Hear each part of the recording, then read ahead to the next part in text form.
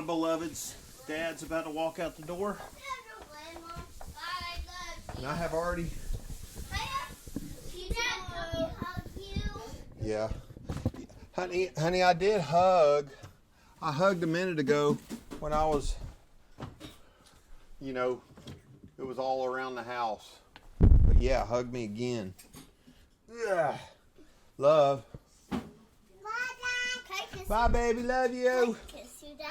Yeah, baby.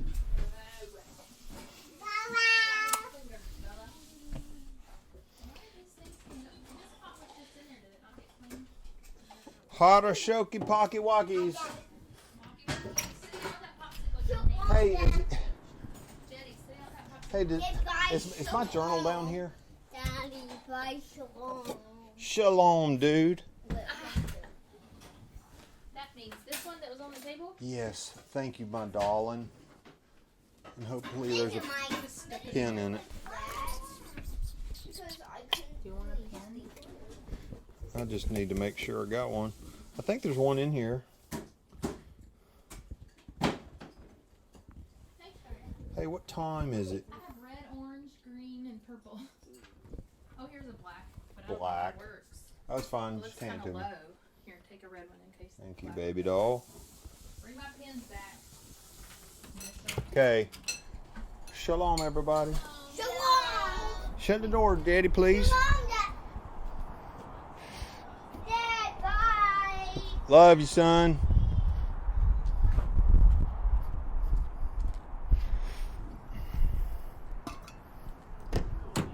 Hello. Did. You got some coffee there? Got it. Got a small treat too. Oh, that sounds good. Yeah. Well, I got your flyer. Thank you, sir. The only thing better than a small treat is a big treat. Or two small ones. Yeah. Here, stick these in your pocket so you don't forget them. Two small ones is exactly what I have. Okay. We'll survive with them then. Yeah. Oh, buddy. Well, Well, how's everything in your part of the playground?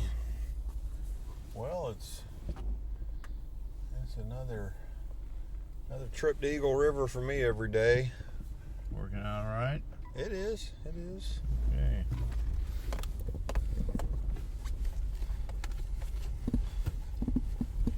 Tommy didn't make it to our meeting yesterday because That's me. her sister's brother-in-law, I guess it was, and his wife or something, were in a car wreck and got killed down there. Oh no. Tommy was waiting for some more information, so We're in Texas. yeah, I think so. Oh man. I don't know any more about that. Her sister, It wasn't her sister. It was her in-laws. some in-law or sister's Oh, in-law or his wife or somebody. There was two of them that wow. died though, but they weren't blood relatives, but they were in-laws. So anyway, I'm sure it was pretty rough for everybody. Just more evidence of this dangerous world we live in. Yeah.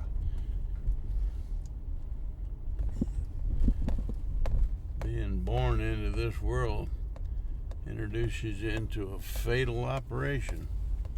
That's the Some of truth. them don't even make it to being born, and millions of them don't. But be better to say being conceived makes you fall into this trap. But thankfully, the great Redeemer is not falling apart. Well, you've no doubt heard about a lot of stories about botched abortions, hadn't you? Yeah, oh yes. And sometimes they're often fatal, but sometimes the child survives. And there's a lot of stories out there. Oh, it's demonic what they do. It is demonic, There's and a child born alive, and they're denied the right to treat him or take care of him. I mean, And- it's just I've heard some stories that you know, you've heard the girl that had her arms taken from the botched abortion, and one dude he's a guy named Fred Hammond, and he is a gospel singer. Oh yeah. And his story is that his mama tried to abort him twice and failed both times. And after the second time, she said, "You know what? I ain't gonna mess with this no more." And he was born to praise the Lord. Well, this situation just, you know, you go to Nazi Germany, the cruel way they treated people. They're more delicate about it these days, but it's just as evil. Way back in ancient times, when they offered their children to Marduk, the evil god of Babylon, or whatever it was. What were they doing then? Any different from what they do now with them?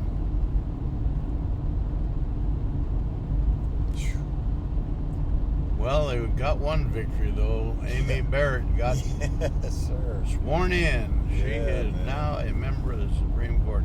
Well, They have that's good another news. technical swearing in tomorrow that John Roberts has to do because he's the big shot in here. Yeah. He's a thug, I think, but Yeah, nevertheless, he can't stop now. They have to do it. that's right. So, of course, the Democrats are all having a meltdown, but Yeah. every Democrat voted against her, every one of them, and then 2 or 3 Rhino Republicans did too, and some independents. But well, I'd hate to be in any of their shoes on the day of judgment, I'll tell you, to prove all that. But thankfully, she got in, so now we'll see what happens. Of course, according to the Democrats, she's going to take away all the women's rights to health. She's going to make all the old people starve to death, and you know, every other evil thing. But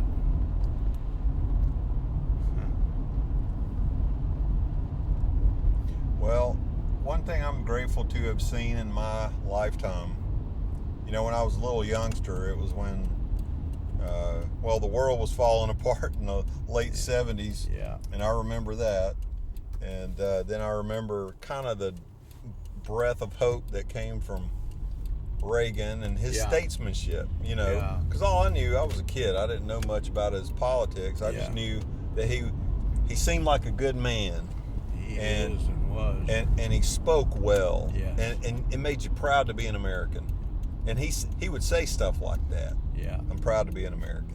And, you know, that kind of shot was a shot in the arm in a good way, yeah, for people of my generation to experience his statesmanship.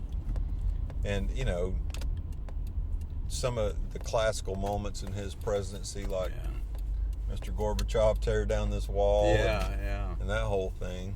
yeah. And Well, when at that time America was still, I'd say, riding a little bit on the remains of what they used to do that was pretty good, yeah, but I cannot associate with that word proud with it anymore. It's just they've gone so far off the track that well, see, that's what I was going to say, Jim, is that I remember those days, yeah, and those days were good to have experienced. yep, But today, what we're seeing such radically different yeah, worldviews. Because, you know, the leftists have always been there, but there's always been some kind of a cohesion in government, yeah, because they were all on the same team anyway. yeah, But, like, you know, with Trump coming in there, so hated by all the dyed-in-the-wool politicians, all of them, and the Republicans were the ones that just came around, you know, yeah, because he was on their team. And, you know, so you had all that dynamic. I gotta find something to set this thing up with. Yeah, you had that dynamic. and then as it were, those now it's so radical what the differences are that like if people actually either vote Joe Biden in or if they steal the election in his name, it's just obvious that God ain't blessing America anymore. In that way. Yeah. But it kind of reminds me though of ancient Sodom. Abraham prayed for Sodom. yeah, Lot lived there, but he did not pray for Lot. right. He prayed for Sodom. And of course, his prayer for Sodom was that what if there's 50 righteous men there? And the Lord said, if there's 50 there, of course the Lord knew this all, but he's talking with Abe, said, if there's 50 right, I won't destroy it. And Abe thinks, well, he tries, I can just picture him counting Just off a few names. What if wandering there's in his only mind. 40? Won't destroy it for 40, and he keeps working it down. Finally gets down to 10. Oh man, And he was afraid to go any further than that. I think so. And I think perhaps his fear was that he sort of knew there's not even 10. But All right.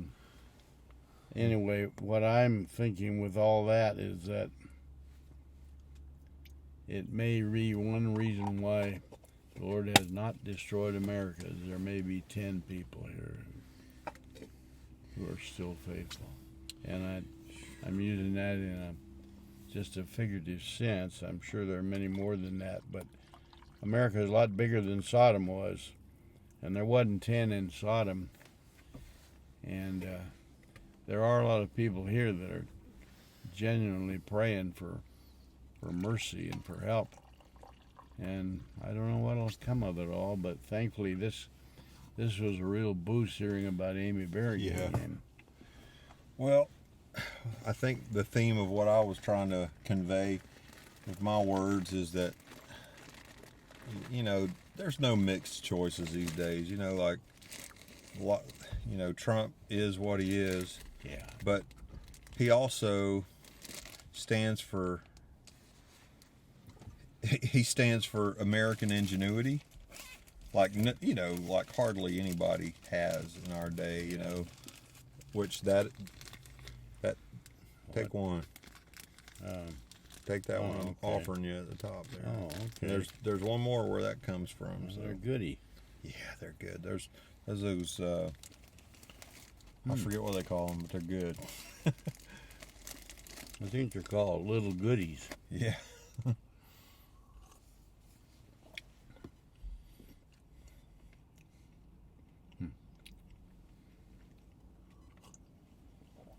Well, you want a rehash of our lesson we did yesterday? Yeah. We should be on 6 now. Yep. So what's the number 6 in Hebrew? I don't know. Wait. Yeah, you do. it Same as it is in Russian. Shakes. Same as it is in Spanish. Same as it is in German. Really? Yeah. Russian is shesh. Spanish is seis. German is sechs. Hebrew is shesh. There isn't a whisk of difference in them, is there? And that's just 4 examples. There are hundreds of words all over the world in different languages that seem to be almost the same. Mm-hmm. When I was in Korea in the Army back in 1956, I'd hear Korean fish peddlers coming down the road, and they'd be calling, "Mira, mira, mikado, mira, mira, mikado," and that meant, "Look at my fish." We go say the same thing in In Greece. Mexico, the fish peddlers come along, "Mira, mira, mi pescado, mira, mira, mi pescado." One little syllable different. And Mexico's a long ways from Korea. That's right. How is it possible that the same phrase a world away would mean the same thing? Well, it just traces all the way back to the Tower of Babel. When the Lord confused the language, he didn't eradicate them. He just confused them, where there was enough difference that they couldn't communicate anymore. But you can see some of these old roots are still there, you know. Mm-hmm. So all that does just give further evidence to the truth of the Bible. Have you ever seen, I don't know what the guy's name is, but there is a masterful sermon out there somewhere. I don't know if it's Joseph Prince, but he's an Asian guy who has roots in China. Mm-hmm. And he gives a sermon about how the Lord is hidden in the characters of the Chinese alphabet. It is so good. I've read a book about the hidden figures in Chinese. Yeah. Yeah. He did a whole presentation on it. And It's it's just ancient fascinating. Chinese, the modern Chinese they've done. Right. But ancient, the figures were there. For example, and I can only remember a couple of them. But a figure that represents something like 8, number 8, would be 4 figures in a watercraft. Wow. A number, Chinese word that would mean temptation shows a tree with a serpent in the tree and people under the tree. Where'd that come from? You know, so Yeah. That I think he mentioned it's probably definitely whether that it's the second same guy or at least he's talking about the same study that was done, and of course, one. And the stars. Yeah. The stars, how they're named the same. yeah, and- the constellations, yeah, or at least have the same function and story behind it. yeah, yeah. They might not have the same name, but they have the same function and story. Well, you know, until the Torah was given at Mount Sinai and so on, everything that people knew about God was just handed down from one to the next, and of course, this Holy Spirit would convey the real truth of it. But what people knew was just given to them by their ancestors. In fact, in Isaiah it said in fact, in the Shema, you know, it says you teach your children, and then it says, and they in turn would teach their children, and so on. So that's how it's done. And of course, if that goes on far enough, it goes all the way from Adam till today, you know. Of course, the enemy is always there throwing in distractions to try to draw you off somewhere else, or twist it to where it doesn't quite stay the same, you know. And so what we talked about in our lesson yesterday was, of course, number 6, Shesh.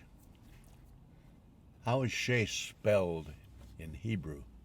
If you're going to write out the word Shesh in Hebrew. Shin. I don't know what the middle one would be. It's just Shin Shin. Oh, is it Shin Shin? Yep, Shesh. Shin. Yeah, Shin Shin. Oh, okay. All right. 2 times. Now, usually. So it's got 6 legs. Yeah, The word has 6 legs. that's right. That's very good. That's a point. The also, what does the letter Shin by itself, what does it mean? Does it mean a crown? No, it doesn't mean a crown. Means a tooth? No. Yeah. Does it? It does mean teeth, not a tooth. Tooth, Teeth. teeth. There's 3 of them. And that implies digesting, taking in. It's So- also on the doorpost too. Yes, the mezuzah. You put a Mezuzah, sheen on there, okay. Now, the sheen is also an abbreviated letter representing El Shaddai. Shaddai, yep. Shaddai, of course, means Almighty God. But Shaddai also means God is the great provider of our needs. It implies big breast. Where do you get milk from? Okay, so God is not only the Almighty who can overcome any enemy or any resistance, He is also the loving provider for us for all our needs. So Sheen is given twice in Shesh, which means 2 ways to look at God. He is the Almighty. He is also the loving provider. So the word is Shin Shin. So on the mezuzah where they put the Shin there, it really makes a statement to anyone who comes there. El Shaddai is welcome in this house. I've got two of them. One on the bottom door, one on the middle door.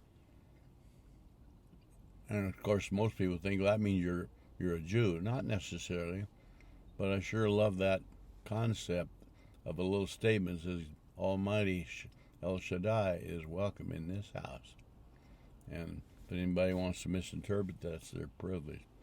But so we're back to the letter or the number Shin or Shesh, and it means 6. But there's so many, every letter and every number has many meanings, not just one. One, of course, number 6, one short of 7. Well, what's 7?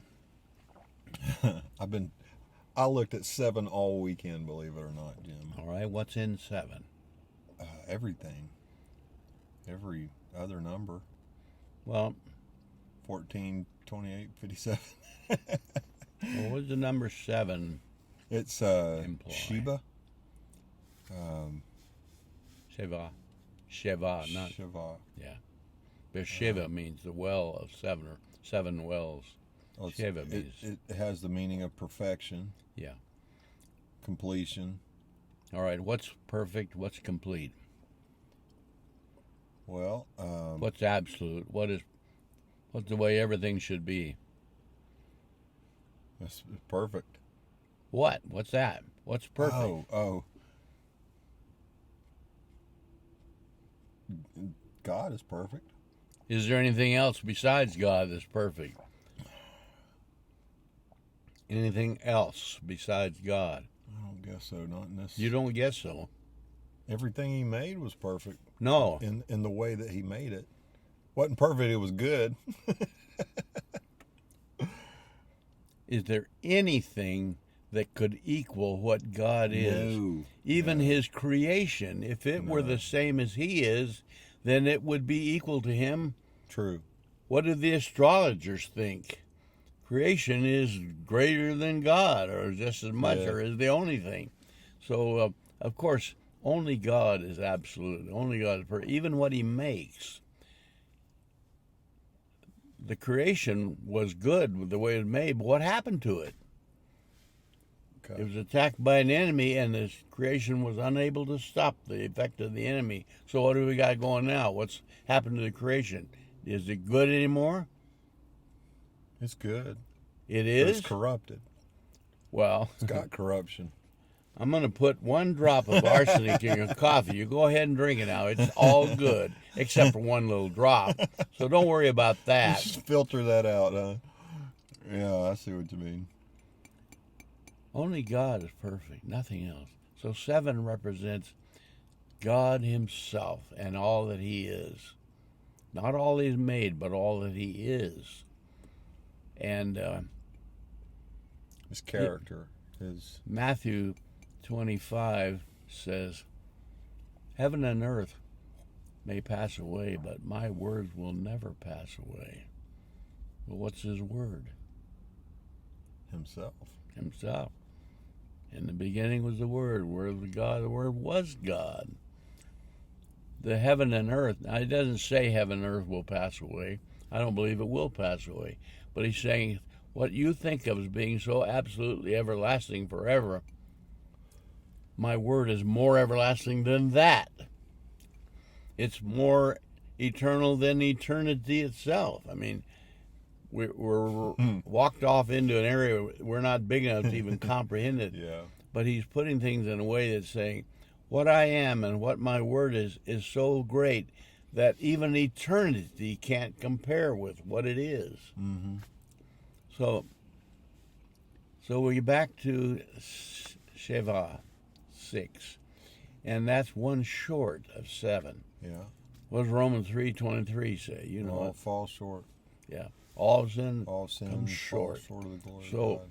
Shiva is kind of a picture of all who have fallen short.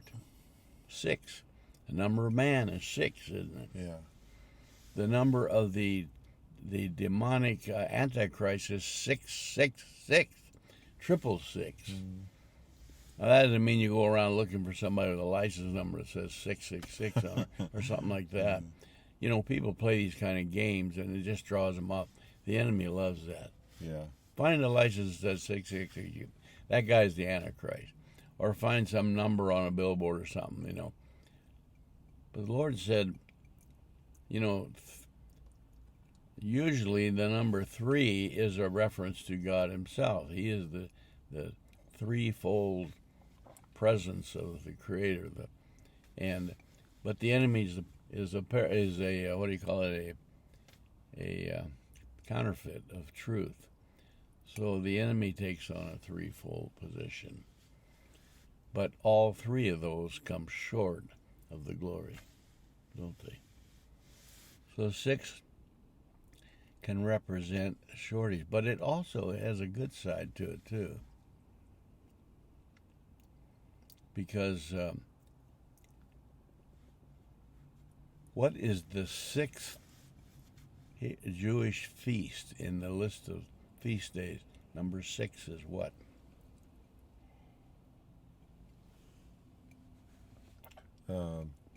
Give me a hint. Starts with Yom. Yom Kippur? Yes. What's Yom Kippur? Day of Atonement.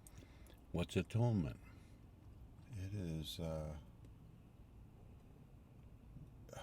God providing mercy from the penalties of sin. That's certainly true. I'd go a step.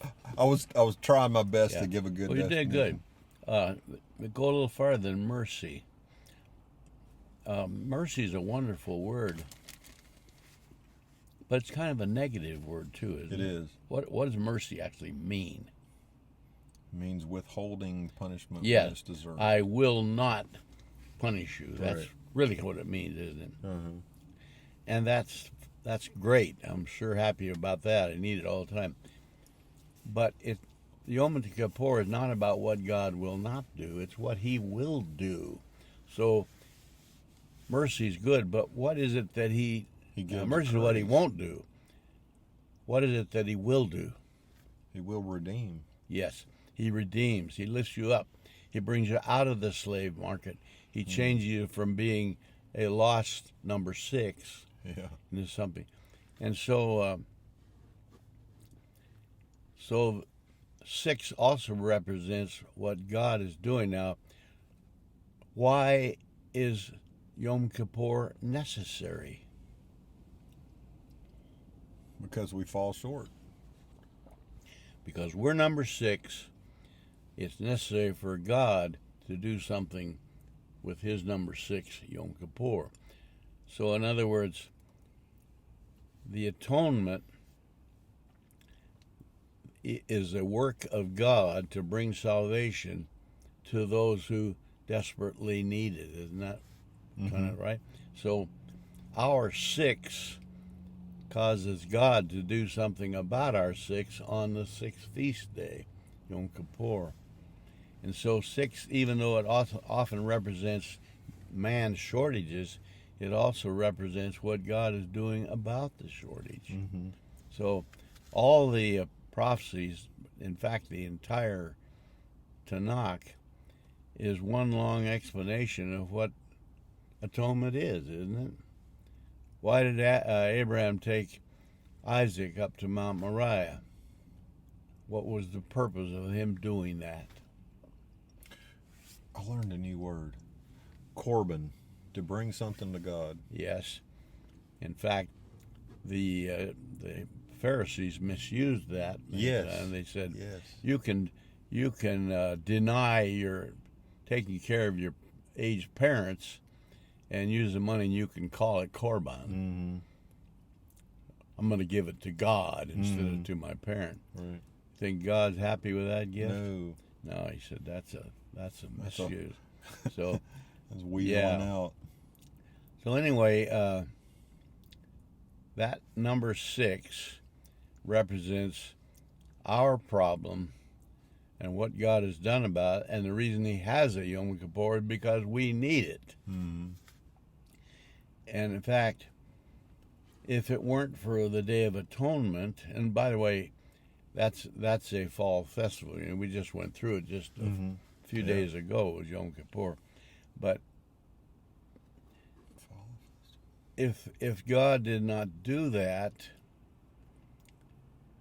what would be the result if the atonement was not done? There'd be no hope For who? for number 6. And who would that involve? Everybody.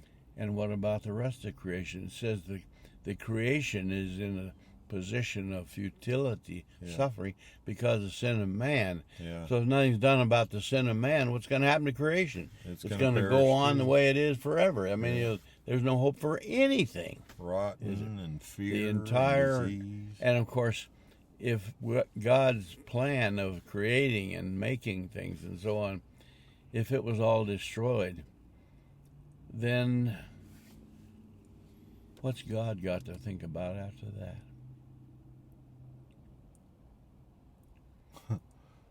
I made a creation in order to pour out love and to experience something wonderful, but it all fell apart. What's He going to do now? I mean, you think about it, that atonement has accomplished something so vast we can't even comprehend. Right.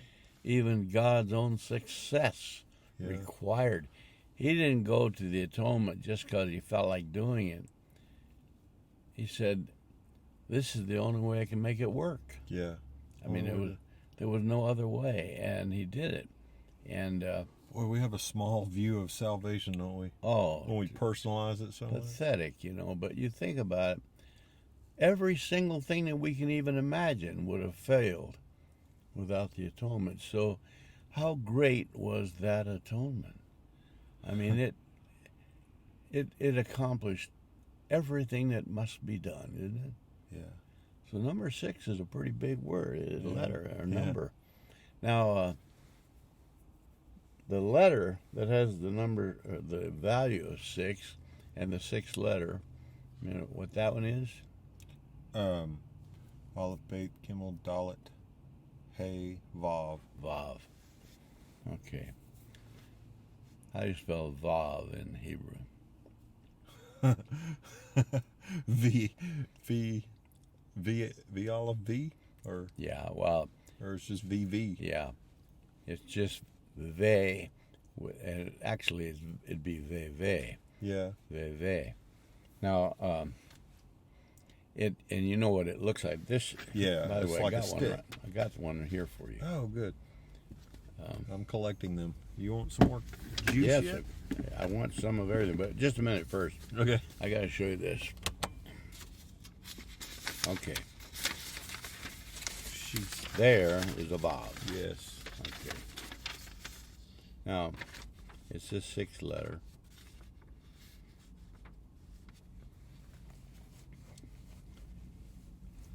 So we see a Vav when we get to the 6th letter, right? Mm-hmm. But you see it much sooner than that. Yeah. Where you first see it. The Aleph. I just Aleph. Aleph is made of 3 letters, 2 yuds and a Vav. What is a yud? Just a little mark. Yeah, but what is it? What does yud mean? What does it mean? Yeah. What's yud? A hand? The hand. All right. So what is a olive? Look, I have one in the back, but right now. It's 2 hands with a line in the middle. Okay, but they're position, connected. Positioning is very important. Yeah. One hand, Bottom, one vav bottom. reaches up, Right. one reaches down, Yeah. and the vav goes between. Yeah. 1 Timothy 2:5. You know what it says? No, I don't. Okay. There's one God and one mediator between God and man, the man Yeshua HaMashiach. Yes. All right. So one hand is reaching down and one hand is reaching up. If there were no Vav, could those 2 hands ever connect. Mm-mm. But there is a Vav. Yeah. There's one God, and now Aleph is one. Mm-hmm. Aleph is one. But what is Aleph? It's a hand reaching up, a hand reaching down, with a Vav between. There's one God, but there's also one mediator between the one reaching down and the one reaching up, the man, Yeshua HaMashiach. So what is the Vav? Yeshua. It's Yeshua. Vav also means an upright man. Oh. And I gotta look because the light is a bit on the dim side. Here you got another one right here. Yeah, There we go. there is. Let's see. Oh, I put a note in here and now, but on mine. But there's a. I'm gonna take a picture right now. Whoops. I wrote a note on the one that I have that gives the reference, but I can't. There's one place though it says that the man who is upright or something. Yeah. So, who is the upright man? Yeshua. Yes, but here's another thing: when man was created, way back in the book of Genesis.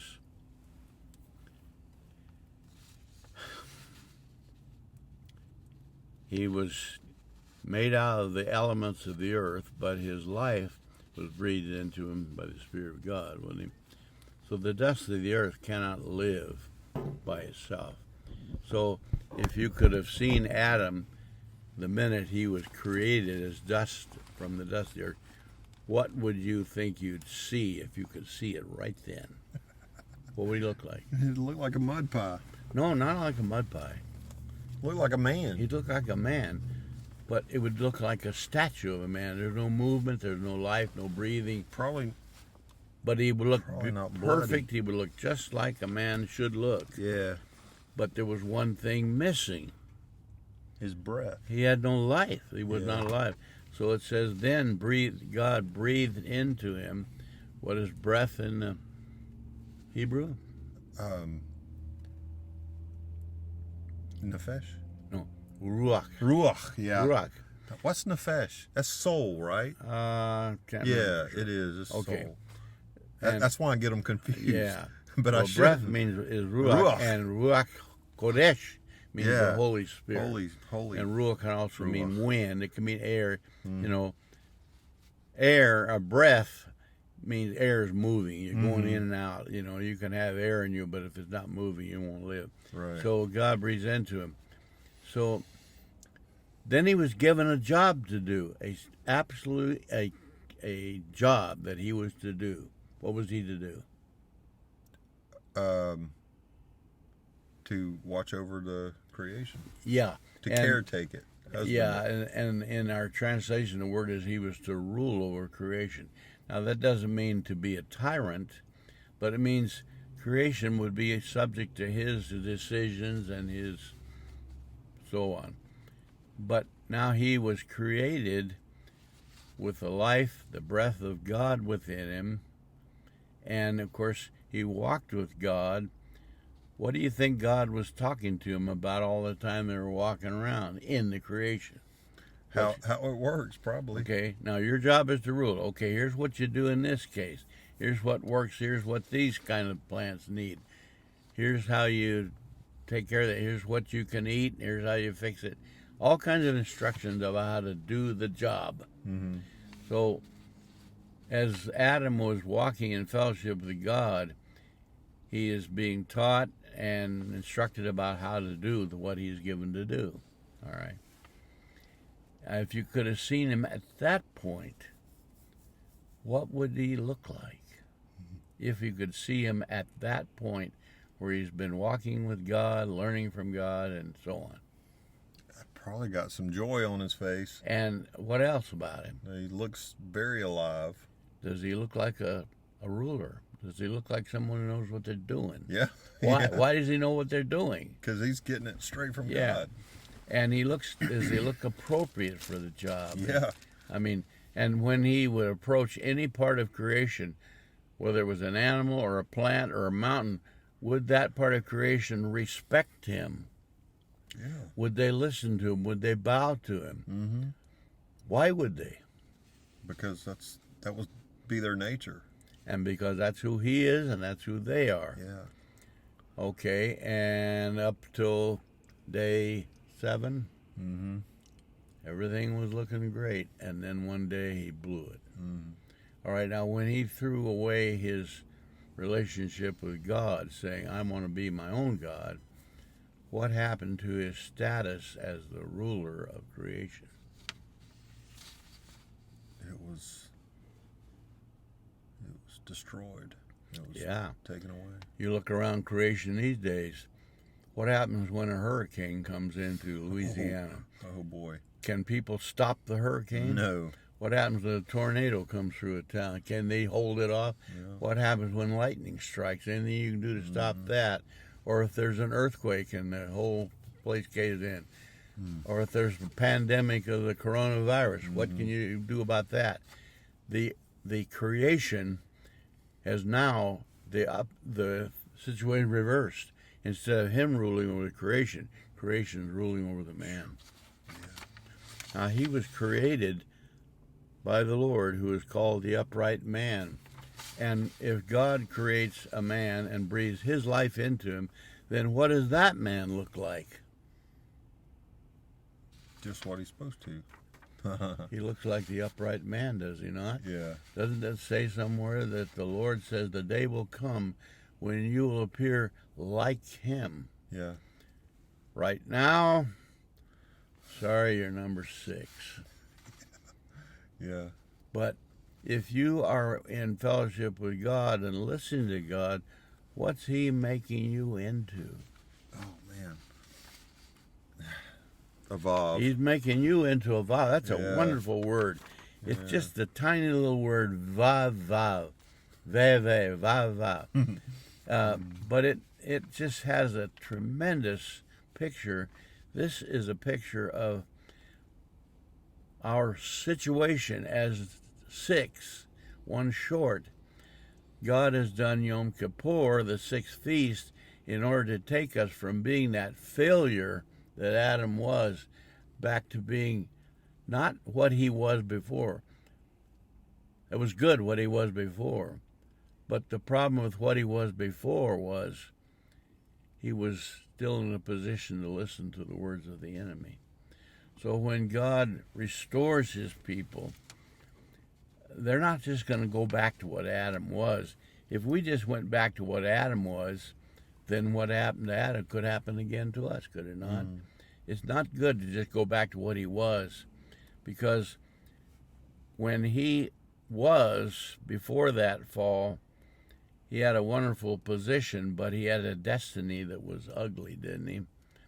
But God says he gave Adam physical life, but that was subject to failure. He's given you everlasting life. Remember when God spoke to when the Lord spoke to Nicodemus that night. Nicodemus was an old rabbi. I would presume he was an old guy. Yeah. In fact, I said he was 85 years old. If you don't believe that, you prove otherwise. But that would be a respectable. I'm almost that age, not quite, but getting close.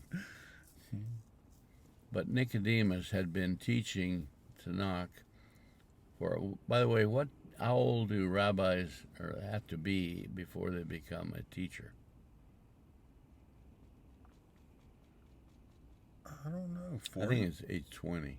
20? Or not 30, 30. 30? Yeah.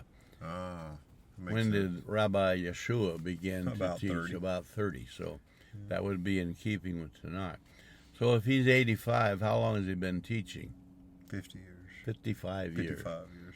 I know it's tough math, but you can have it. Okay, so he's been teaching for 55 years. Does he know the Tanakh pretty well? Oh, yeah. How well does he know him? Like the back of his hand. Yeah. You ask him any question, any verse. Where is this found?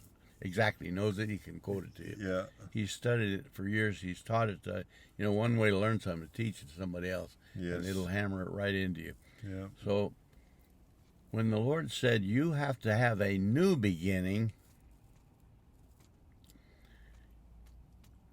Nicodemus was staggered by that. I've been teaching Tanakh for 55 years, and I've never heard of such a thing as you just said. Mm-hmm. And he says, Nicodemus literally said, how could that possibly be? Mm-hmm.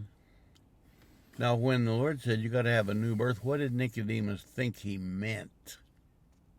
Natural birth. Yeah, you got to go back to Adam and start over again. If you go back to Adam and start over again, you're just going to be another Adam. Yeah. And Adam is a 6. Yeah. And you'll just go on being that. And Adam failed, and you will fail. And Adam was thrown out of the garden, you'll be thrown out of the garden. So what good would it do to go back to Adam? The Lord said, I'm not going to send you back to Adam. I'm going to give you a new life. New meaning not just a repeat of the old one, but something totally new. Something that is beyond what you've ever experienced. Does the Tanakh teach that? Yeah. How come Nicodemus never saw it? He taught for 55 years every single word of Tanakh and never saw it in there at all. Because that kind of enlightenment can only come from the Lord. Yeah. Well, it's a parable. Everything's a parable, you see. And a parable has a hidden meaning. The meaning was hidden, but you got to search for it like for buried treasure. You got to dig for it. Now, thankfully, Nicodemus genuinely wanted to know truth, don't you think? Oh, yeah. The very fact that he showed up there late at night to meet with the Lord was because he knew this is risky. Mm-hmm. If he shows up and anybody knows about it, he's going to be in trouble. He could get thrown out of the synagogue, and so on. So he goes at night for self-protection, but that shows how seriously he's willing to. I mean, he really wants this. And even going at night, there's still a risk, isn't there? Somebody might see him. Yeah. But he's willing to take that risk. That shows how seriously he is about wanting truth. So the Lord said, if you search for it like hidden treasure, you will find it. Did Nicodemus find it? Yeah, I believe he did. Absolutely. There's no doubt about it. Because the next time we read about him, he's gone out in front of the whole world at 3 o'clock in the afternoon, going to the federal government under Pontius Pilate, who is Rome. Mm-hmm. What happens to believers that cross wires with Rome? They get crucified. That's what crucifixions were for, and there was thousands of them that endured that. Nicodemus was willing to take that risk. That shows how serious he was. Take up his cross. Yeah. So if he was willing to take that risk, there's no doubt that he is absolutely God's man. But so when God said to him, you got to have a new life, he didn't mean just another one of the old ones. Do that again. No, that was the old one. 2 Corinthians 5:17 says, if a man is in Yeshua, the Messiah, he's a new creature. Old things are passed away. The old number 6 is gone. Everything's become new. And now this new creation is not just a repeat of the old one, because this one's everlasting. The old one was not everlasting. Adam didn't get everlasting life. He got life. It was good life, but it wasn't everlasting. If it had been everlasting, he wouldn't have died, would he? But he did die. So, but when Adam accepted the covering of skin that the Lord gave him, what was Adam doing then? He was telling the Lord he wanted what he had for him. Yeah. So he was receiving atonement. That's what a sacrifice was, an atonement. Remember? The Korban. Yeah. And that sacrifice that was made for him wasn't really his salvation. It was only a figure and a type of the Lamb that John referred to when he talked to the Lord coming along Jordan River. That there's the atoning Lamb right there, right? Yeah. So anyway, Vav represents the upright man. So the man who had fallen down was Adam, but God is recreating his people as the upright man. Now, that doesn't mean you are the Savior. You're always subject to the Lord, but you're making him to be like. It does say, we shall see him as he is. And that doesn't mean we'll see him looking like he looks. He said, we will be as he is when we see him. So it doesn't mean we'll be a bunch of replicas of him. But, you know, when someone sees your children, not very hard to tell that they are your kids when they look at you, because there's something about them that is like you. Mm-hmm. Now, you can see some other kid that's come to visit. He's completely different. And no, he's not one of them. Maybe a nice kid and everything else, but you can tell when the people are members of the same group. They're just certain. And I have a feeling that what he's saying, you'll see him as he is, this means you'll be able to stand next to him and it'll appear, yes, you're with him. There's a connection there, you see. That's good news. That is good news. So here's Vav. I think we dropped our other paper. Yeah.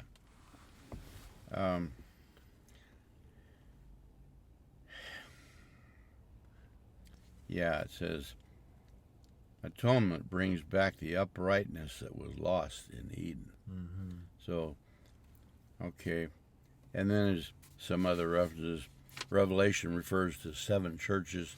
Philadelphia is number 6. That's what's Philadelphia? Brotherly love. Yeah. And then 6 things God hates listed in Proverbs. And the 6th item in that list is a false witness. Ah, Satan is the father of lies. how about that? So the problem with Adam in the garden began when he listened to the liar. And so John 8:44 says that Satan was a liar or a murderer from the beginning. He did not become a murderer. He was a murderer. He was created as that.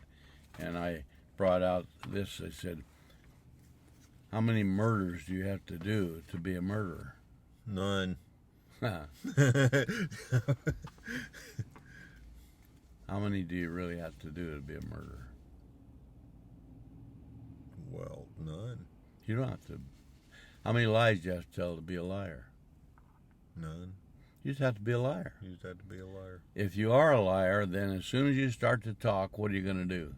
Lie. If you're a murderer, as soon as you come across somebody, what are you going to do? Kill them. Yeah. So, for example, a dog barks, but a dog doesn't become a dog when he barks. Right. When he's first born, he's a dog.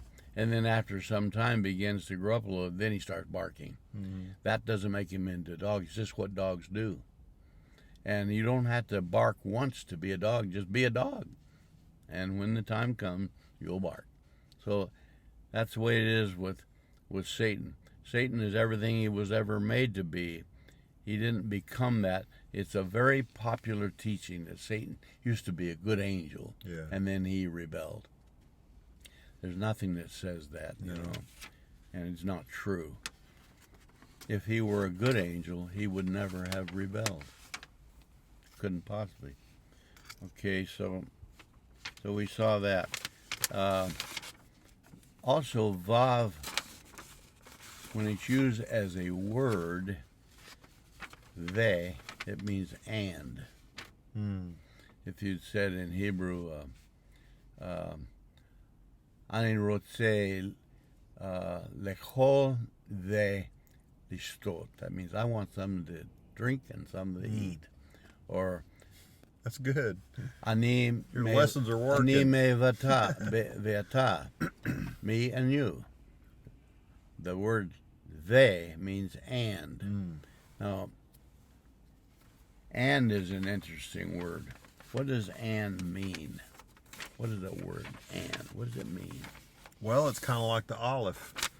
It's connecting. It's connecting two things. Well, there's other words connect. If I say to you, I heard some good words today, but what's going to follow that? Something bad. Yeah. Something if I said- opposite of what But was if I just said, said. hey, I got good news, the minute I say that, how do you feel?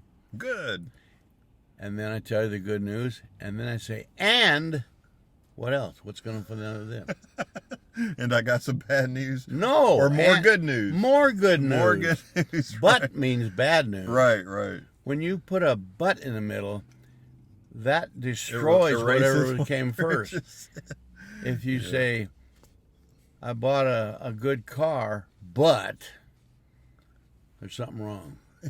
But if I got a good car and They gave something me even better. They gave me a snow machine So too. vav means and. When you read everything, how many times do you suppose the word and is in the Bible? I mean, Lots and just lots. thousands, hundreds of. Yeah. When Thomas, who had doubted the resurrection of Yeshua and finally became convinced that he really was resurrected, what did he say? Thomas said something.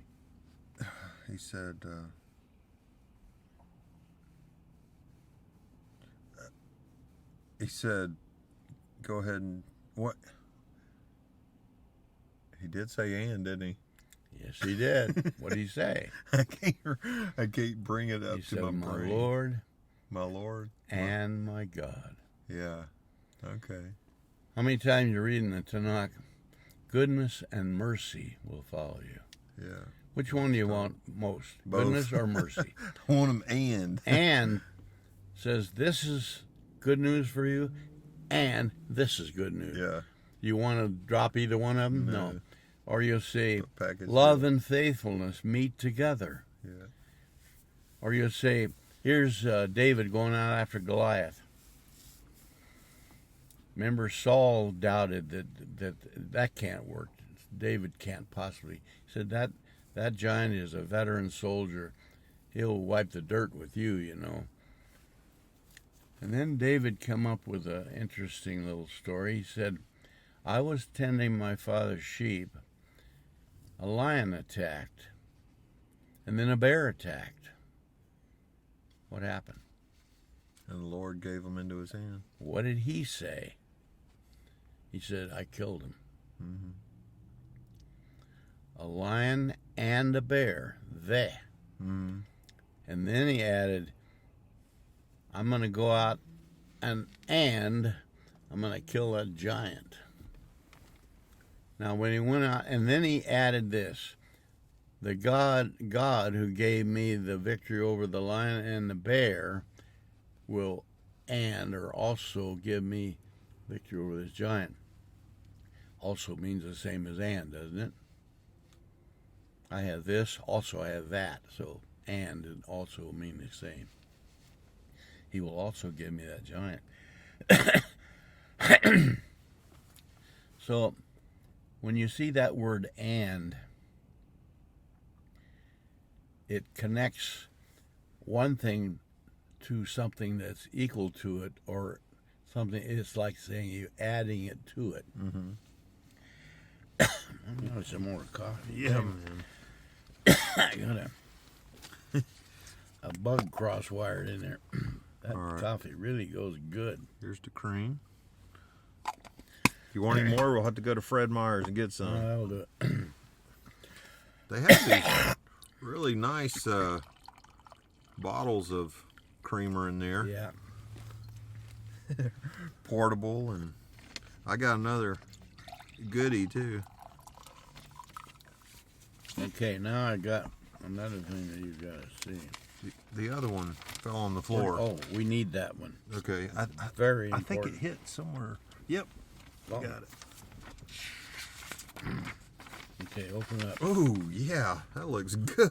Oh, man. What Did you is see this? No. Okay, this is Proverbs 30. Read that up to top. Who went up to heaven and cometh down? Who hath gathered the wind in Okay, his now those are fist? questions. Yeah. Read it like a question. Okay.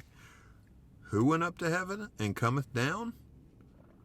Who hath gathered the wind in his fists? Who hath bound waters in a garment? Who established all ends of the earth? What is his name? And what is his son's name? Surely thou knowest. Okay. There was question. How many questions were asked there? Count them. 1, 2, 3, 4, 5, 6. Strange you'd ask 6 questions when we're talking about 6, isn't it? Yeah. Now, you know the answer to those 6 questions. Yeah. The question was who, Yeah. right? Yeah. Okay, now this is Proverbs 30. Over there in Hebrew is Proverbs 30, but now they don't call that word proverb, they call it mitzvah. But you can see the number there. There's a lamed. Lamed is number 30. Dalet's 4. Vav is 6. So that's 30, Proverb 4 through 6. Mm-hmm. Okay, now this is the Hebrew writing of that exact word. That's Proverbs 30. Uh-huh. Okay, now it starts up here. Yeah. Now, whenever you see the word ma, yud, that is who. So what's the first question is who, right? Mm-hmm. So you'll see that along the line. You read it from right to left, go down the line this way. And so it finally comes down to, when you see a vav at the end of a word, it means it's a masculine possessive. Okay. So whatever the word was, we would add his. His, yeah. Okay. The question, one of the questions, what's the name of his son? All right. Now, the answer is, if you read 30 in English, do you get the answer to any of the questions? No. There's 6 questions. It says, surely you know. By implication, surely I don't know, is what it would say. I don't know the answer. And it doesn't give you the answer, does it? Right. Unless you read it in Hebrew. So you're reading along, and when you come to these colored ones, you'll see some vowels in there. Mm-hmm. Okay, now this, you can see there's a cross there. Mm-hmm. If you're reading across there, the colored lines, you know what that Hebrew would say? Just the part that's colored. This part right here? Yeah. Across this line? From right to left, yeah, you read. Vimaheshim Benu? Okay, what does Ben mean? Son. Ben- his son. Benu means his son. Yeah. What is the words in the middle? Hashem, the What name. does Hashem mean? The name. The name. This one on that side means what is his name, the name of his son. You come from the top, very at the top, there you'll see 3 letters crossways in gold. Uh-huh. What do they say? Ruach. Right? Right at the top is Ruach. What is Yeah. Ruach? The wind. It's Who the gathers the wind? spirit. Yeah, the spirit. All right. Now the question was, what's the name of his son? Read from top on the cross down. What does that say? Yeshua. And that's just right out of the Hebrew writing. The question was, who's done all these things? What's the name of his son? What's his name and what's the name of his son? So you get down there and you just read it in Hebrew, and lo and behold, it tells you exactly who it was. Yeshua. Boy, that's cool. Now, if somebody tried to write Proverbs 31, 4 through 6, and make that spell, and look, it forms a cross right in the middle of the thing. So, how was the atonement, which is Yom Kippur, how was it actually physically done? physically on a stick. Well, crucifixion was the physical action Yeah. to make the atonement. Now, vav also means a nail or a connecting peg. Uh-huh. What was it that connected the atoning lamb to the cross? The Bob. Yeah, but in the tabernacle, it was made up of boards and poles and things covered with curtains that were fastened together. And there'd be, on each curtain, there were loops along the edge of the curtain. In fact, there were 50 loops. That's another study, just that 50. But there were 50 loops. I want to talk about that. Okay. 50 little loops on them. And then there were little, like in the translation calls them clasps, or some kind of a little thing or a hook that fastened loops together. And those hooks were called vavs. So the vavs connected the curtains together. And so you can see that clear back to the letter Aleph, the vav is what connected the hand coming down to the hand that was reaching up. You got somebody crossing a busy street and they got a little bitty kid with them, and just before the cross say, okay, get a hold of my hand. All right, so you hold a hand with the kid, and what is the purpose of that? Connect them to yourself so they can stay in safety. Yeah, there's the moon saying. Yeah, it is. It's doing well. So I think that's, is that Mars up there?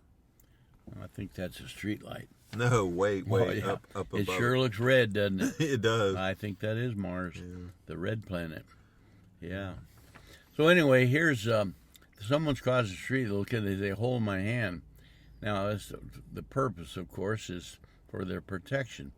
So salvation by the mediator, Yeshua HaMashiach, puts our hand in connection to God's hand. And just as we would do the same with a little child for their protection, which even then is not all that secure, but it's what we got. But if our hand is connected to the hands of God, then how much protection you got, All the protection. So this is Aleph, and the Vav is the connector. Without the Vav, there could not be a connection. So Vav is a picture of Yeshua himself. And That's good stuff. that chart really lays it out there. I just can't stop looking at it. So, old Nicodemus, had he ever read Proverbs verse 30 or Oh, yeah. chapter? But he didn't see that in there. Mm-mm. But thankfully, when we read about him, and then also his friend Joseph the Arimathean, he was another one that was. Is this my copy? Yeah, you can have those. Thank you. I got more of them. Can we talk about 50? Yeah, I want to hear you. What do you got about 50? Okay, so I told you I've been looking at 7 all weekend. Mm-hmm. I've looked at it before, but I looked at it a little deeper because everything worth looking at gets better when you keep looking at it and you look at it deeper. All right, so you're pretty good at math because you're a carpenter. So you know a lot of equivalents of decimals and fractions. Mm-hmm. You probably know what 1/32, 1/16, and 1/8 are, because plus you got that chart in your shop too, which I like so well. Let me answer this real quick. Go ahead.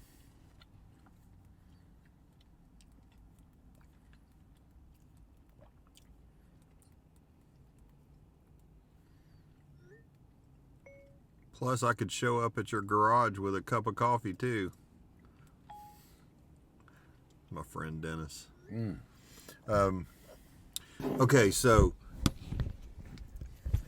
you could probably get pretty close to the estimate if you never heard this before, even though I probably already told you. But do you know what 1/7 is? You mean in In a decimal. No, I don't know seventh. Because that's a 'Cause number you don't rarely used. You don't use sevenths. But Eighth is 125. yeah. So it's going to be a little bit more than 120.125. Yeah. So now this is the cool part. 1/7, it's pretty easy to guess what the first two after the decimal is, because it's two more than 125. So it's 14. Okay. All right, but it's a repeating number. So the first two numbers is 1, 4. Mm-hmm. Then the second set of numbers is double 14, which is 2, 8. Okay. Right? So now this puzzled me for a long time. Why the next set of numbers is 57 instead of 56? Because 7 doubled is 14, 14 doubled is 28, 28 doubled is 56. Yeah. So it took me a long time to work that out. But so that's pretty cool, isn't it, Jim? That 1/7 is an interesting number, right? So that's my principle, but it gets even better. 2/7. It's the same digital combination, and it functions the same way. After those 6 digits, it repeats itself over and over and over. And the second 2 divided by 7 is 285714. Okay. 3/7, it's the same thing. It's 428571. Okay. And it's a repeating pattern. Yeah. 4/7 is 5728 or 571428. You know, it keeps in the same order, Yeah. but it just changes sequence. And 5/7 is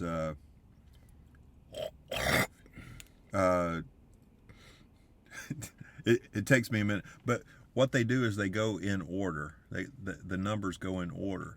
So when you get to 7/7, of course, that's 1. But 6/7 is out of 14, 28, 57. The last number is 8. What it doesn't have in it is 3, 6s, or 9s. Mm-hmm. So 7 does not contain a 3, a 6, or a 9. Yeah. Right?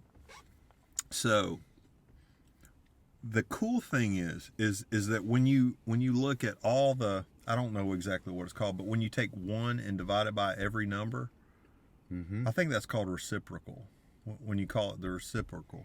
But when you take the reciprocal of all those 7s, they make really cool numbers. What happens when you get to 49 is it makes a really large, a 42 place decimal that repeats. And the number that repeats, it's one of the coolest numbers out there. Yeah. Now, I could pull it up on my calculator, but it doesn't even show you 42 places. But the number is so cool, Jim, because I know how it starts out, but I don't know how to finish it. But it's 02, 04, 08, 16, 32. And it's just super cool because you see the pattern there. Yeah. And so I think my principle that I'm following with this math stuff that I'm looking at is that, you know, our language, our set of math, we operate everything on. I mean, you could argue we operate on 60, you know, base 60 or base 10, you know, and you know, because 60 is divisible by 12, which is what we use in our foot. And all those fractions that you know are based upon, you know, a derivative of, you know, 8, 16, 32, 64. But when you start messing with the 7, it's like something happens with the reciprocals when you get to 49, that's the end of the road. Everything before 49. And what's 49? It's 7 times 7. Yeah. So it's the perfect number times the perfect number. So it's 7 of the perfect numbers 7 times. And it makes that really weird compound number that's 42 places long. It's so neat. Well, you know, when one of the disciples asked the Lord, how many times should I forgive a guy? Up to 7 times. He said 70 times 7. Yeah. So he's thrown out a number there that it's just infinite. It doesn't go on. I mean, you can't end it. So there are a lot of numbers like that. Number 9's an interesting one. You know, you take a 9 and multiply it by any number. Say 3 times 9, 27. Then you add 2 and 7. What do you get? 9. Okay. 9 times 6. 54. Add 5 and 4. 9. 9 times 10. 90. 9. 9 and 0 is 9. Yeah. 9 times 8. 72. Add 7 and 2. 9. 9 times 2 is 18. Add 1 and 8. You get 9. No matter what you multiply, you could multiply it by 10,000. Then you just add the ends. It'll always come up to 9. Always. And It's very interesting. I don't know why it does that or anything, you know, but all those principles were just part of the created Yeah. thing. I don't know exactly why it worked that way. And with these computers we got, Yeah. they'll tell us the answers just like that. Yeah. And if you're curious enough, you can find them out. Yeah. You can, it's just like a parable. But I get a feeling that, you know, you're looking up there Look at at, that row of cars. yeah, it looks like it's a straight line of, There's a 7. almost there's sure that is 7 more. cars. yeah, There's 7 cars. they all got their lights going. Yeah, that's interesting. But if you were to, you know, I have a feeling we're just looking at those planets and things. We can't comprehend how does that planet get into that orbit and what makes it stay there and how does it work? You know, only God can clearly understand that. And I have a feeling that our comprehension, even the smartest computer expert, had just barely began to touch on the tremendous dynamics that the Lord Himself has put in place. We don't hardly understand it, can't comprehend it, but Yeah, you know, but it all works out. yeah. The word, you know, the syllable im, when you put that in on any Hebrew word, it makes it a multiple. In our language, we'd say it makes it plural. For example, Hashemim, Hasham, or Hashim means the name, and Shama means the created heavens or the universe. Shama. Hashema means the heavens. But Hashamim, pluralize it, but it doesn't mean 2 or more. They're not 2 heavens or more heavens. There's only one. But it means it just never ends. It goes on. So, for example, the name of the Lord's people is Israel. It's just one Israel. It's a singular number. But Goyim, Goya means a Gentile, but Goyim makes them into a endless number. Like there's one Israel, but how many Gentiles are? I mean, there's every kind all over the place.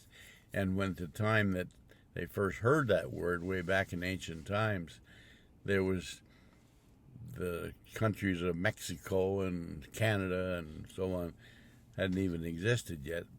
But in the mind of God, what's the limit of how many Gentiles there are? They just go on, you know.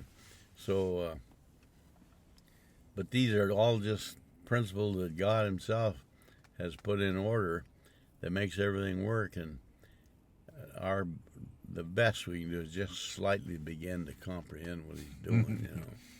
But that's why when Adam walked with God, if things had continued the way they started, when would Adam have ever said, okay, now I understand everything? Never.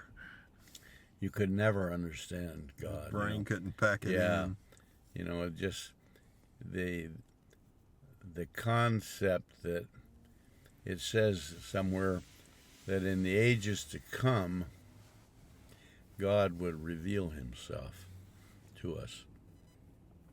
And the word ages, and I don't remember what the Hebrew word is, but I'm sure it ends in a im, because Yeah. it means it just goes on and on and on and on. I think the visual picture is waves, right? Yeah, ocean waves. You look at standing on a beach, here comes a wave in, and then a minute later another wave comes, another. When do they ever stop coming? They never. You could go out there your whole life and they will never quit coming in.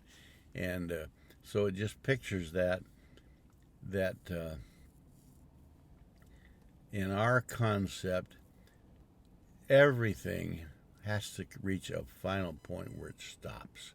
We can't comprehend something with no end. Everything has to have an end to it, because we have been born into a finite situation.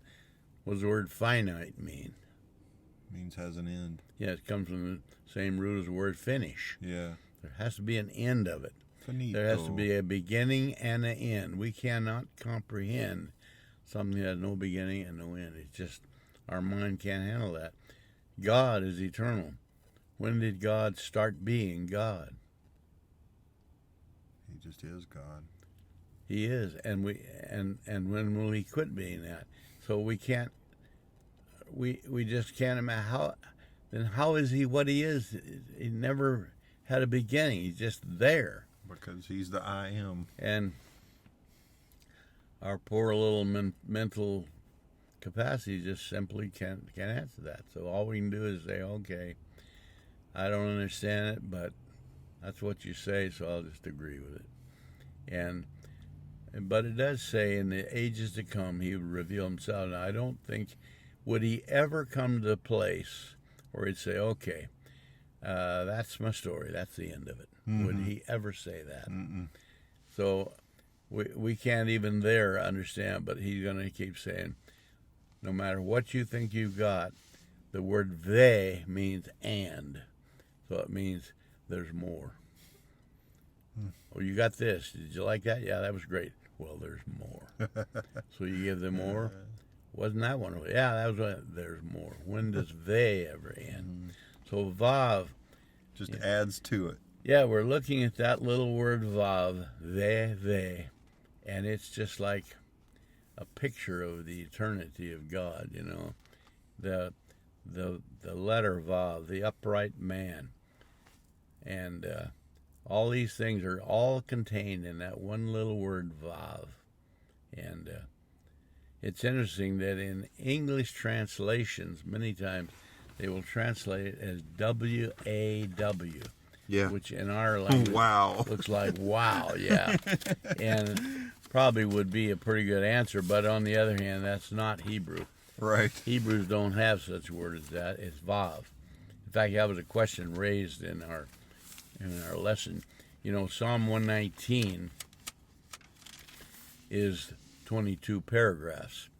What's it about 22? That's how many letters there are. Yeah. Is that just a coincidence? No. Or, it was finely crafted poetry. Yeah. 22 is quite a number, too, in itself, you know. But 2 11s? Yeah. But Psalm 119 is made of 22 paragraphs. Each paragraph has 8 verses. So 8 times 22 is what? I don't know. 176. 176. How many verses in Psalm 119? 176. All right. So the 8 is chet, 8th letter, and 8 means new beginnings. Yeah. So the Lord told Nicodemus, you got to have a new beginning. In fact, he said, without a new beginning, you'll never see the kingdom. Isn't that right? So who needs a new beginning? Everybody. Is there anybody who doesn't need it? No. All right, so you'd have to have a new beginning. And so Psalm 119, 22 times says you need a new beginning. And of course, since each letter is multiple in its definition, it isn't just 22, it's many times that. So Nicodemus, had he ever read Psalm 119? Yeah. And it told him, as an old-time teacher, 22 times you have to have a new beginning. Yeah. And then the Lord said, well, if you don't have a new beginning, you can't get in. And he said, how can that be? I never heard of such a thing. That doesn't make any sense. Why are all those car lights on? I don't know. Every one of them. I think they're waiting on groceries, maybe. Because I've seen a couple of people pull in. You see the grocery puller right there? Oh, they're doing the ordering by Yeah. remote. Okay, They're yeah. going to make it to where we can't even walk around the store no more. Which Well, is fine. Let them do it. Well, he's going to that last car, I Yeah. guess. Well, my answer is, so what? I had a guy called yesterday doing one of these surveys, you know. What, for the political stuff? Yeah. Well, he They wanted to come to know, our door you so know, many a times. whole bunch of things. But I don't mind giving him one. So here's a chance to share some truth, the guy. All right, so what's your question? And, of course, he asked a bunch of questions about different things. He said, do you worry about this or that? I said, I don't worry about any of it. I said, I don't like what they're doing, and I'm not in favor of it. But worry is another thing. That means I'm afraid, or I don't know what to do, or I'm panicked.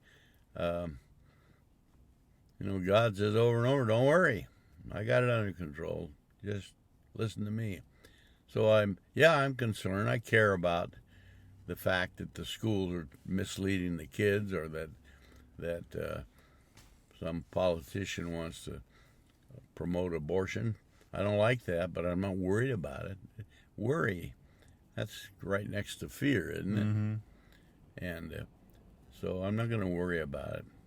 But that doesn't mean I don't care, or I'm not concerned, that I'm not interested. It just means I am looking for a great answer for it, but I'm not afraid. Mm. And so anyway, when somebody comes and wants to do a survey, yeah, let's do it. And treat him kindly and ask him what his name is. His name was Fernandez. Oh, you got a beautiful Spanish name. You must be from Mexico. Well, I'm rooted at it. Well, that's great. Don't worry about it. You know, I'm not going to put him down or make him feel bad or anything. And he's just doing something somebody's paying him to do. And what's the harm with talking to him? You know, the Lord brings people to your door with questions, and whatever their motive is, everybody that approaches you is an opportunity to give them some truth. Yeah. Why brush them off? What if the Lord would say, strategy. I came to you and you kicked me out because you thought I was going to bother you? Oh, man. Don't dare do that. So That's good strategy. somebody Jimmy. comes up to you and has any question or asks you about something, take the time to talk to them and give them the... I needed to hear that today. Well, you know, it's I so need to easy hear for that. us to interpret it. Well, this guy is interfering with my schedule. You know, that's a lot like the priest and the Levite Yeah. that went past the guy in the ditch. He's interrupting my schedule. So Yeah. they quickly brush him off and go away. When the Lord said the Samaritan came along, he didn't take the attitude, this guy's interfering with my life. He dropped everything in his own life and took only one interest, the needs of this poor guy in the ditch. And so, how dare we brush somebody off that comes to us, whatever they may think. Yeah. Boy, that one guy's got a light like an arc welder, doesn't he? Thankfully, somebody... Where at? On the back? Straight ahead, but somebody either turned it off or Oh. something pulled in front of him. That Oh, yeah. See that? man. Yeah, I see that. looks like a locomotive coming down the It track does. straight at you, about to run over you. Yeah, I remember, being on the road, you notice people's lights, and Yeah. hey, some people with some blinders out there. Just These reading- trucks with the big racks on the front Yeah. and back and bottom Yeah. light up the whole road. I was reading today in the news, boy, a lot of bad news.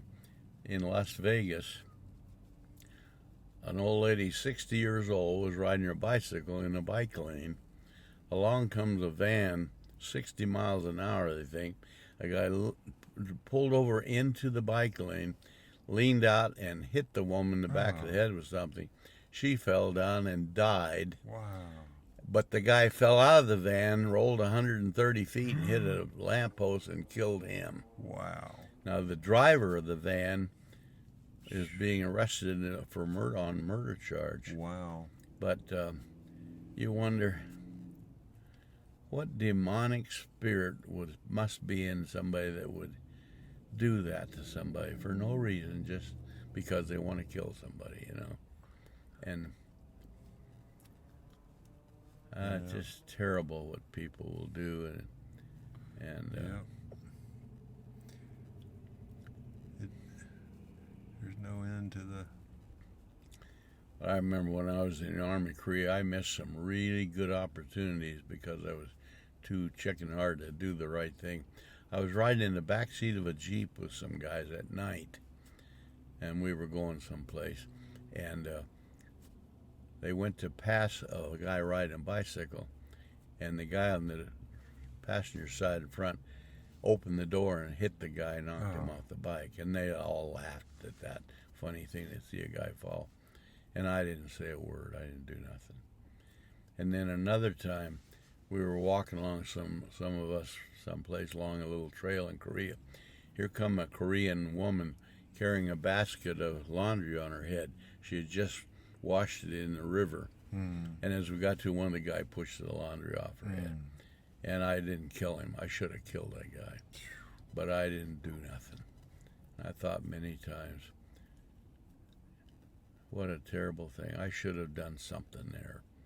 But I was too yellow to do it, so. But I bet it influenced you somewhere down the road, didn't it? To be bolder in another situation. You know, when people come into our life, especially ones we weren't expecting, or things happen, we don't live in an accidental world where things just happen, you know. And the Lord said, all right, here's somebody that needs some truth. Why are you not willing to take the time or the energy or the risk to give them the truth? You're too self-centered not to, you know. So you have to realize, even if someone just says good morning to you, it's time to give them some truth. Or somebody says, how are you? Don't waste the time with silly, useless words, you know. Tell them some truth. The world is crying for truth. We have opportunity to have it. How would you like to meet somebody who says, I came to you and you had the truth, but you didn't tell me anything? I don't want to have to answer that guy. Yeah. You know? So So pays to be ready to, you know, the Lord says someplace, I think it's in the book of James, be ready to give an answer to anyone and ask a reason of you of the hope that you have. Yeah. And they may not even put it in the word, but if they said the word, how are you? That's a question. They're literally asking, how are you like you are? Yeah. What is it about you that makes you what you are? Yeah. Well, we live in a hopeless world, but here you got hope. How's that? And if you're not willing to tell them how it is, well, then you just blew the opportunity, you know. And in Hebrew, you know, they say Mashlom Ha, which means Ma means what, Shalom peace, Ha means you. Literally, it means what is your peace. That's the same as saying how are you. So they ask when they meet, they say Mashlom Ha, and all that means to them is the same as how are you. The answer is fine. Then Hebrew they say Tov. That means fine or good. So the question was ignored in its reality. The answer was useless. So if someone comes to you and says, how are you? Why should you say fine? Why not tell them something good? Where do you get the hope from? What is real, you know? It's making everything crash here. This thing, your hat crashed. I gotta go to the bathroom. Well, they have one in there. Yeah. Maybe it's almost 8:30. What do you think? Should we just call it quits and go home? We can. We can? Yeah. Let's do Yeah, it. let's do that. We've had enough. Okay.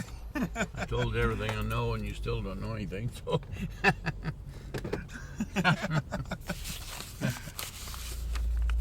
Yeah, we want to leave something for next time. yeah. On the froster. Well, that was good bread today. Yeah. Good Is bread. that a get out right there? No, sir. It's not. Got to go over there by the Hardee's. Okay. You know where I got that from, don't you? Hardee's. You know Hardee's. It's a southern outfit, isn't it? It's the Southern Carl's Jr. is what it Yeah. is. Where that? Follow that truck. Yeah. You know, for a little while anyway.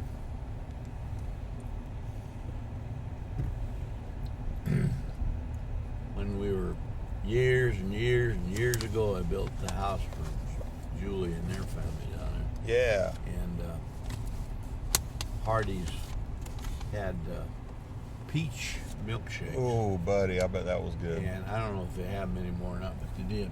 And they were really good. And one day, we had a black crew that was putting in our foundation. Oh, yeah. All black guys. And to a southerner, niggers. Yeah. Yeah, I know. I'm from the Right. South. So it was a hot day, and these guys had really been working hard. So I went down to Hardee's and came back with a bunch of those peach shakes. And this old black guy that was running the crew, he could hardly believe that. He said, why would you do this for us? I said, because it's a hot day and you guys are working hard, doing a good job, and I appreciate it. And it's like they could hardly believe it. Why would a white guy buy milkshakes for a bunch of niggers, you know? Wow. That's the way his feeling was, and what the usual answer would be. I would never use that word except to illustrate, but they were nice guys, and they were doing a hard job, and they were doing it, and what did it hurt to buy a few shakes for some guys, you know, and That's right. give them a little reason for some hope that somebody cares about them. No big deal. I didn't feel like I had much of a credit from that, but I just felt like it was the right thing to do. Boy, the world has come in a long way, hasn't it? Yeah. Long way. There's so much meanness in the world and so much evil, and why should we even have anything to do with any of it? Why not just bring truth and righteousness to people? Hope. Well, Boy, that was good words today. yeah, Good words. you got those notes I left. I for do. you, so Got 'em they're in my not very clutches. complete, but they give you a few things to look at. I've been reading a little bit Yeah. into Hebrew. I make some notes and Yeah. learn a little bit here, a little bit there. Yeah. Those, it was Tommy Wallette that suggested we look into the numbers. She asked me, we'd done some other stuff. She said, how about looking into the numbers? So decided to do that. And, you know, in our language, a number doesn't mean nothing to anybody. It's just an amount of something. Or a letter doesn't mean anything. All it's just represents a certain sound. But you start looking at it in Hebrew, man, it just brings the life out of it. Yeah. It tells you how to live and who God is, you know, like that letter Vav, you know. People read that, they don't get nothing out of that. Just another sound, Well, that stuff I was saying about 7, but yeah. you know, when you look at those reciprocals, the 1 over the number, Yeah. you know, everything from 1 to 100, you know, there's some neat things, you know, ones that have straight, like there's only like 3 that have straight numbers, like it's 10, 1 over 10 is 0.1, and 1 over 50 is 0.2, right? And then 1/50th. yeah, and then The other one that's real clean and neat is 1/20. Yeah. It's 0.5.